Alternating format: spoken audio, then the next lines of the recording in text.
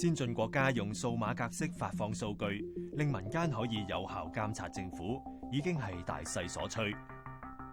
以財政預算為例，大量嘅數字化為簡潔嘅圖表之後，公眾對於政府開支、收入嘅內容同變化就一目了然。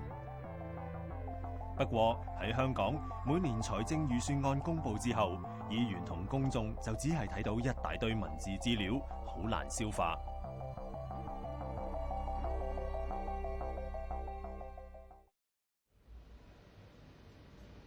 我哋拎住手上邊嘅咧，就係一沓沓呢啲咁嘅 file 啦嚇。講真咧，我哋都抄唔翻再早幾年攞嗰份嘅啦。因為呢啲咁嘅 data 咧，其實就即係都唔知點用。今年財政預算案公佈前夕，資訊科技界、民間組織同網絡媒體嘅代表計劃向政府索取數碼格式嘅資料，幫市民深入剖析預算案嘅內容。我哋就可以一路。通常咧，一般人咧就會淨係關注有咩新措施啊，有幾多稅減啊嗰樣嘢。但係其實財政預算案係遠遠多於即係純粹有啲咩新措施、寬免措施嘅嘢嘅。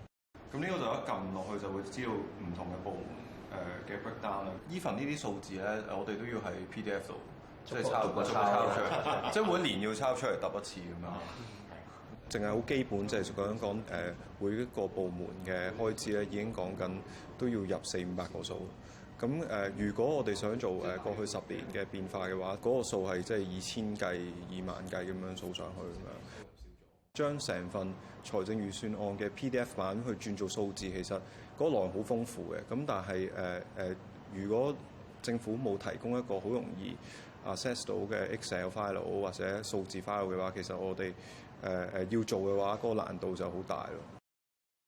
已經做咗7年啦，今年係第8次嘅財政預算案。在夜放水，在夜放水，幫助低收入工人，要求照顧 N 無人士。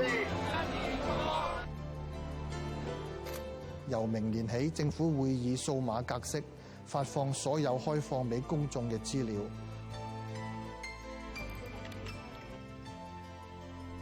今年財政預算案，政府首次用數碼格式公佈預算案內80幾個部門嘅開支。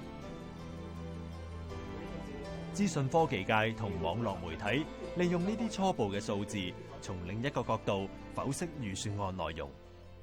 一睇落去就會見到唔同嘅使費嘅部門喺邊度啦。越細嘅話就反映咗其實佢開支越少咁樣，顏色就係反映咗變幅。咁我哋右手邊就會做一個歷年嘅比較。除咗一般即係大眾讀者最關心派糖幾多，咁同埋財政司司長曾俊華嘅言論之外咧，咁我哋其實就想做一啲 infographic 一啲互動啲嘅圖表，話俾大家聽究竟歷年嚟我哋要使嘅錢使咗去邊啦。你一路撳落去，你咪一路可以 join 咯。咁其實就可以一路分幾層落到去唔同嘅 data。你一定要有咁嘅 data，你先至可以轉咗入去咯。我覺得呢個 project 絕對係一個實驗嚟嘅。咁就希望可以令到大眾可以明白咧，咦，原來可以用咁嘅方法去咁樣睇我哋以前同我哋咁息息相關，但我哋從來都冇機會睇得到嘅嘢。咁我哋覺得其實要令到個社會更加可以知道政府做乜咧，其中一個重要方法就係令到佢可以 open data transparent 嘅 government 咧，係一個好重要嘅位置。我哋認為個社會應該越嚟越開放，應該係越嚟越問責嚇。資訊係一個最基本係參與嘅權利嘅嚇。越係頭先，正如我頭先講咧，越嚟係封鎖嘅資訊咧，就等於一個愚民嘅政策。因為當我唔知道呢個消息嘅話，我都唔知道自己嘅權利。根據政制及內地事務局資料顯示，喺2011同12年，有95宗向政府部門索取公開資料嘅要求被拒絕。而喺過去5年，申訴專員公署收到有關公開資料守則嘅投訴就有251宗。承諾咧喺任期之內咧，積極推動制定資訊自由法，營造一個更加開放嘅社會環境。民間要求盡快制定資訊自由法已經10幾年，但係政府嘅態度未見積極。反而立法會由今年開始就率先實施自行制定嘅公開資料政策，將大部分立法會嘅資訊，特別係議員嘅投票記錄，以數碼化格式公開推動數據研究。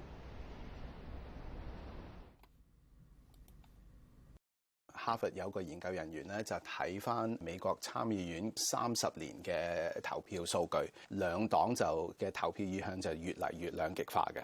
咁其實如果用翻香港嘅投票嘅記錄咧，亦都可以睇到唔同嘅政團嘅一啲投票意向。我哋嘅工作咧係應該透明，市民係可以參與，市民可以睇到立法機關嘅工作嘅。咁嗰個信念就係隨住民主一路咁發展啦，市民嘅參與係應該係越嚟越多嘅。